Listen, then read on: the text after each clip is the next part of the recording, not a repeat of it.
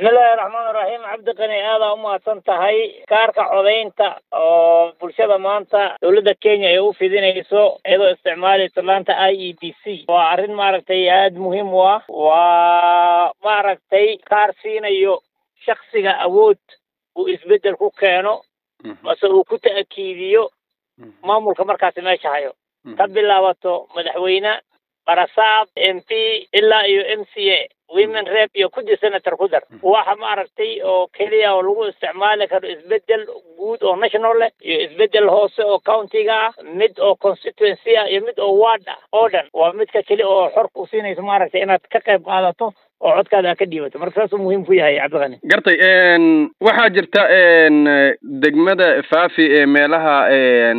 laga yaabo siyaasadan hadda soo socoto waxa la leeyahay meelaha waxa waayay tartan adag uu ka dhici doono bal codbixiyaasha Faafi adigoo si gooni ah u baaqaya gaar ahaan dadka miyiga ku dhaqan ama xoolo dhaqatada sida lagu xaqiijin karo hadii aad ka waranto. Cabdiqani hadaan ahay musharax constituency-ga maaragtay Faafi ka soo jeeda waxaan ugu baaqayaa maaragtay wixii hadda tagadka muxuu saaran yahay Gen-Z dadka cusub oo hadda maaragtay loo jaray kibandaha mase waxa ay dhahaan aqoonsiga kaarka aqoonsiga dhalintan hadda da'da 18 ka soo gaareen weeye in kasta oo qaatay kaarkaasi aqoonsiga asagana muxuu xaq u leeyahay inuu kaarka maaragtay cod bixinta ayadana sidoo kale uu helo dadka koow loogu baaqaya maaragtay inay dadka ugu hore noqdaan oo ay ka qayb qaataan maaragtay ololahan cusub halkan kelina ma aha uu sii socon doona sidoo kale qaybaha aad sheegtay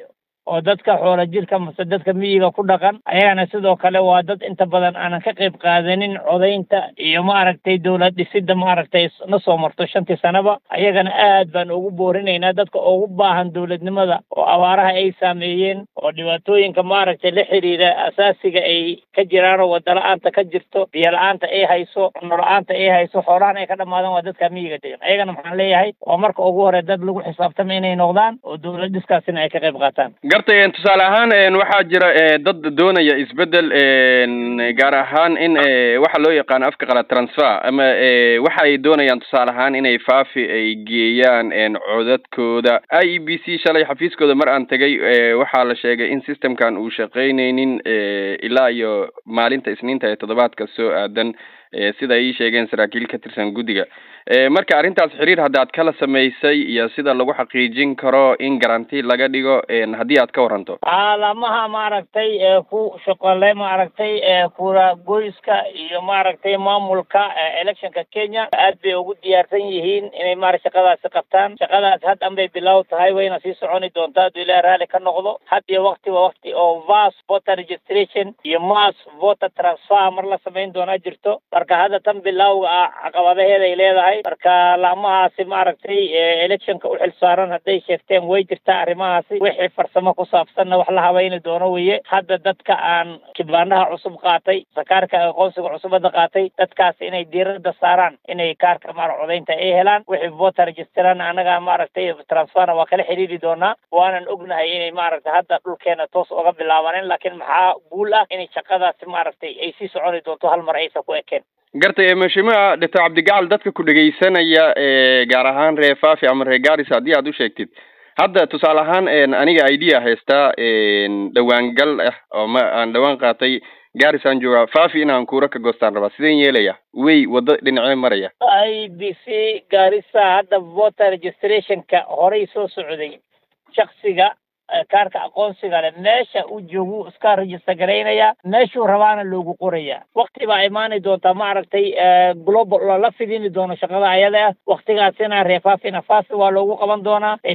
township ayaa loogu qaban doonaa marka hadda at the moment xafiisyada IEBC ninka soo headquarter-ga tago laguma xiraayo meeshuu ka codayni doono uu sheeganayaa centralized office-kaas lagu sameeyni doona laakiin maalinka ay noqoto in tiimam la bixiyo meelaha gobolada loo kala bixiyo ayadana maxaa laga diiwaan gelin doonaa hadba iyo tiimka maaragtay shaqooyinka joogaan maaragtay gobolkaas maaragtay diiwaan gelis uu ka socdo. gartay dadka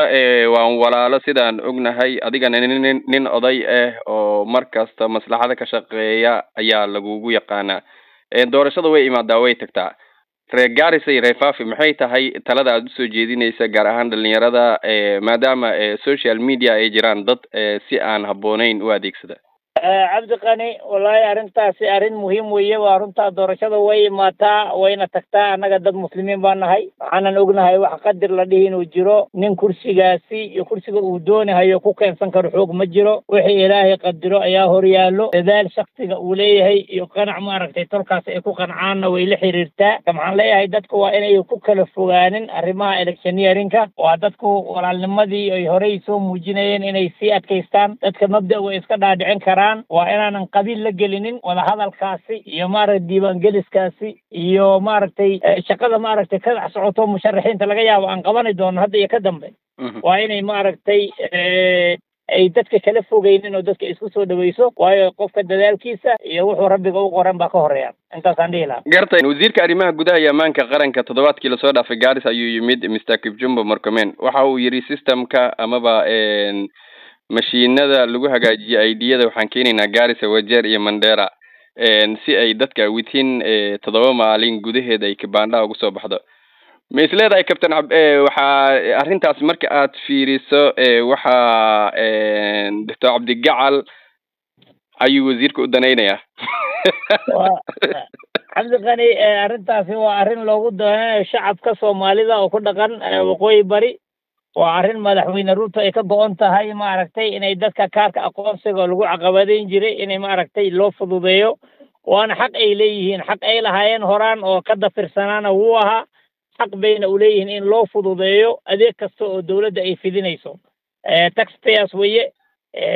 shacabkan Kenya ku dhaqan ay kamid yihiin marka adeeg kasta oo dawladda ay fidinayso in loo fududeeyo ayay muhiim u tahay marka taasi aadan ugu soo dhaweynaynaa waana ugu hambaleynaynaa madaxweynaha iyo madaxweyne ku-xigeenka go'aamadaasi ilaa iyo laamaha amniga go'aamadaasi ay la qaateen ay ku fududeynayaan inay shuruucdaasi mase aqoonsiga kaarka la qaato loona fududeeyo Soomaalida ku dhaqan waqooyi bari